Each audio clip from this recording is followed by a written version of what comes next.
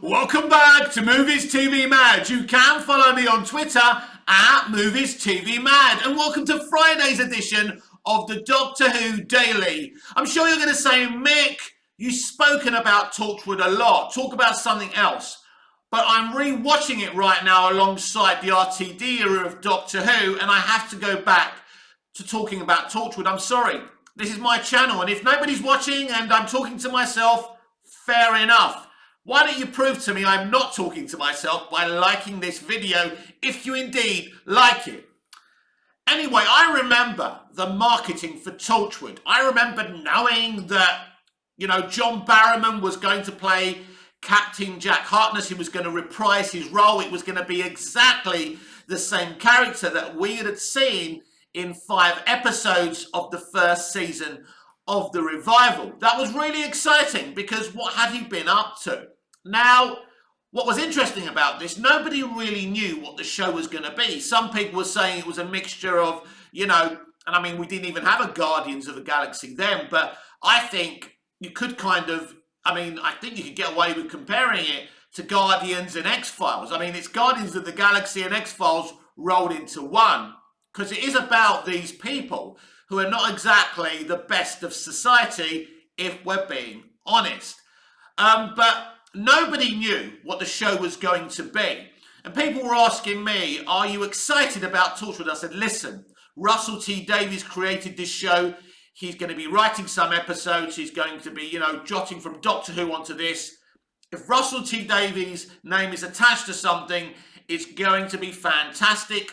I trusted him implicitly then, and I trust him even more right now. And I'm so excited he's back working on Doctor Who, and who knows what magic he's going to be creating this time around. So I had no doubts about Torchwood.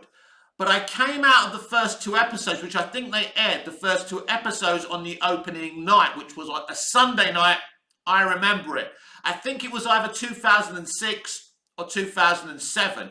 I think it was 2007. Yeah, I'm a fucking train spotting anorak. I know these things. I apologize. But after coming out of those 2 episodes, I was just stunned. I knew it would be fucking good, but this was sensational. They introduced a bunch of characters beyond Captain Jack that were exquisitely well characterized. And that's very rare in modern day entertainment. Again, RTD had done it again. Now, Gwen Cooper looked very familiar to Gwyneth from the Uncharted Dead. What was it? Is that what Mark Gatiss' first Doctor Who episode was? Whatever it was, the one with Scrooge, Victoria London, that one. She was the same actress, basically, Eve Miles. Now, we wouldn't find out till a few years down the line that actually Eve Miles, Gwen Cooper, was an ancestor of Gwyneth, which is fucking amazing. Amazing. And this is Russell T Davies. This is the detail he puts in his stuff. The man is a genius. But I came out those first 2 Torchwood episodes just thinking, wow, this is amazing. And, they kind of, look, we didn't know. At the end of the parting of the ways, when Rose brings him back, we had no idea that Jack would be immortal. We knew he came back to life. We didn't think there'll be any consequences, but of course, this is Russell T Davies. He doesn't skirt any issues he creates. So, of course, we see Susie kill Jack, comes back to life. He has to tell Gwen the truth that he is immortal, but he tells her very little else. Now, Russell T Davies had this role that the Doctor could never be in an episode of Torchwood, because it was a very adult show. I'm not sure if I would stick to that rule today, if it was up to me. I actually have a season-long story, where the Doctor could absolutely be in a whole season of Torchwood. I'm not going to tell you just in case I ever get the chance to do it, which I won't. But yeah, I'm 50 years old, my time's running out, but I still believe in my dreams, right? I adore Doctor Who, and I'd love to run the whole fucking universe and play the Doctor at the same time. That's where my ambitions are. And by the way, I'm looking to actually build my own entertainment company called Movies TV Mad. I think it's a great name because I am Movies TV Mad. Anyway, let's carry on with today's Doctor Who Daily. But when you actually look in finer detail of the Torchwood episodes in season 1, in season 2, in Children of Earth, and I mean, look, you know, Torchwood, is it Miracle Day that most people hate? I don't think it's a bad series. It's just not the show we were invested in because they literally killed everyone off apart from Jack and Gwen, who are great. I mean, Jack's the main character. You can't have a Torchwood without Captain Jack Harkness. I mean, John Barrowman is sensational and a lot better of an actor than people give him credit for. He really pulled it off in Torchwood.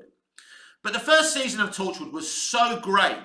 Not only were they telling us individual stories about these brand new characters that Russell had created, you know, Captain Jack's struggle is real. We discover that he found the Doctor's hand and he's preserving it. He's literally pickling the Doctor's hand to preserve it. He's using the hand as a locator, which I know I have mentioned a few times on my videos because I just think it's genius. That hand, you know, comes off the Doctor, is in Captain Jack's possession, and it has so many kind of vital, kind of, you know, storytelling, narrative, key moments. And I think that's amazing. And again, it's part of RTD's genius. Just going off the subject of Torchwood, this geezer, RTD, Russell T Davies, gave a Dalek a story arc. Dalek Khan's story arc is sensational, and we're gonna have to talk about that for 10 minutes on another video.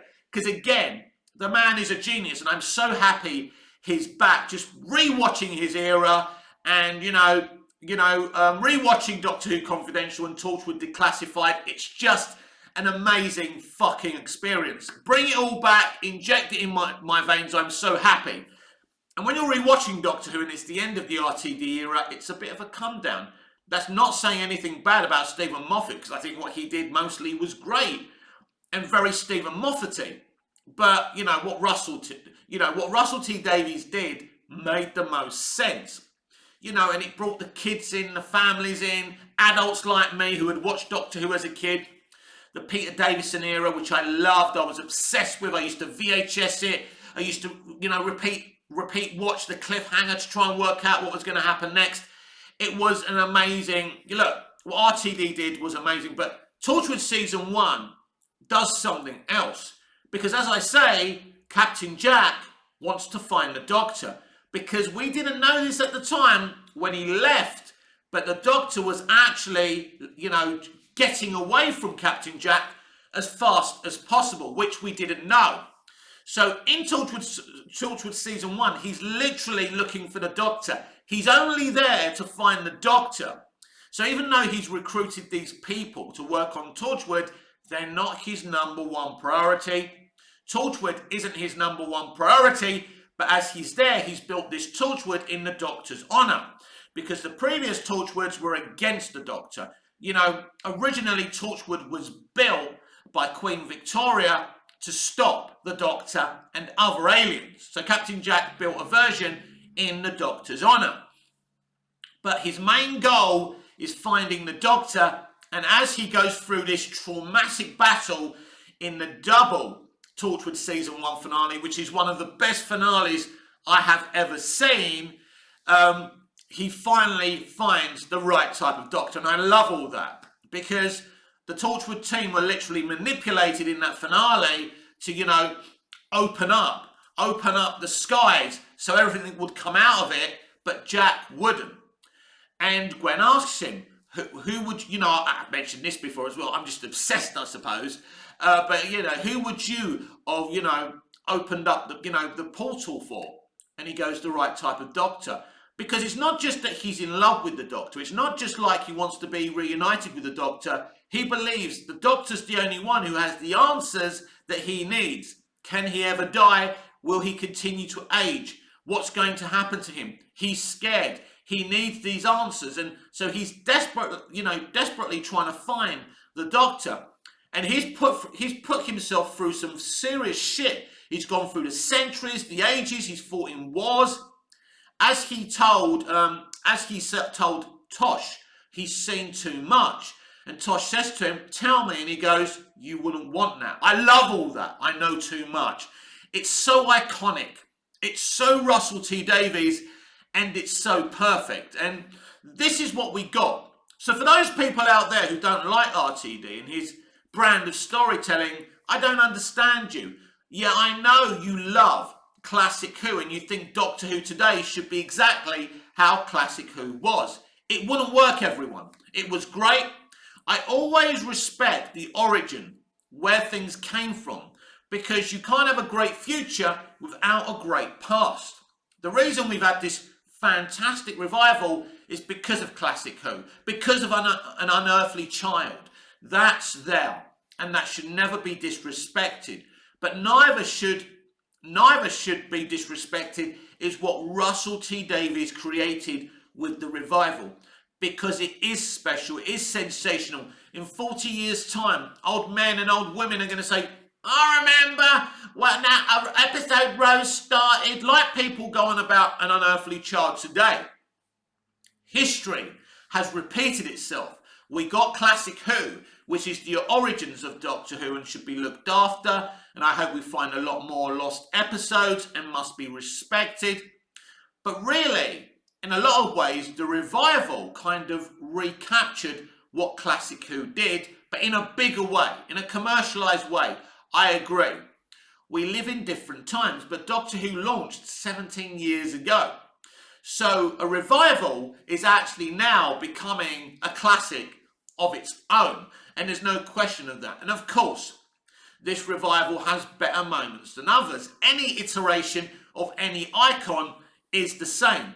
It's only natural that Russell T Davies wanted to move on, but there were consequences with Russell moving on, because his brand of storytelling and his brand of entertainment, Russell T Davies gets it. He understands that great nuance, character development and storytelling is important. He knows how to attract children to Doctor Who. He knows how to make it a successful business and, and something successful and, multi-award winning, because Doctor Who under RTD would win the big TV awards every fucking year. So that tells you something. That didn't happen under Moffat. That didn't happen under Chibnall, because they didn't care about those things. They just wanted to do what they wanted to do with a property they grew up watching. But Russell T Davies grew up watching it. He loved Doctor Who. But he wanted to make it successful, as well as the bestest kind of revival ever, and really look after it. And that's what RTD did. He really looked after Doctor Who. He brought it back. Basically, I know the Classic Who fans won't agree with this, but I believe that New Who isn't that different to Classic Who. It's only the pacing and the modernisation and bringing it kicking and screaming into the 21st century. Ultimately, it's the Doctor. It's a companion. It's companions. It's the Daleks. It's the Cybermen. It's just modernised. But ultimately, it's exactly the same thing, everyone. So what Russell did with the first season of Torchwood was you needed a deft touch. Because what you do is, when you finish the Torchwood finale, it literally jumps on to the third to last episode of season 3 of Doctor Who. That episode, Utopia, again, I've spoken about all this recently, and really I shouldn't be redoing this again, but I really wanted to talk about Torchwood just to underline Russell T Davies' genius. But literally, that finale of Torchwood, as soon as we go into Utopia, it literally continues from the season finale of Torchwood. And it's amazing. It's so good.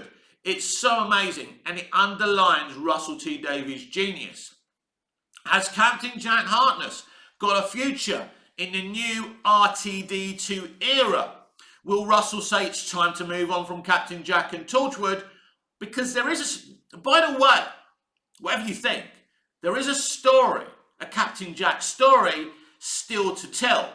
Do you tell that? Do you go to his origins? There's a lot of stuff. As they used to say with Captain Jack, the more you learn about him, the more you don't know. He's literally the ultimate mystery box. And as I say, there is a story to tell. for Captain Jack. What Russell has to decide, is there enough of an audience that still want to consume more Captain Jack? And I know he's kind of been cancelled, but Russell won't care about that. It's like Noel Clarke being cancelled. I'm sure if Russell wants to bring Mickey back, he will. This has been the Doctor Who Daily with me, Mick, here on Movies TV Mad. So I am your host with the most. Just ask your girlfriends and your wives. Please like, share, comment, subscribe. Hit the notification bell so you never miss this beautiful perfection. And I'll see you again in the next video. Until I see you again, goodbye, au revoir, auf Wiedersehen.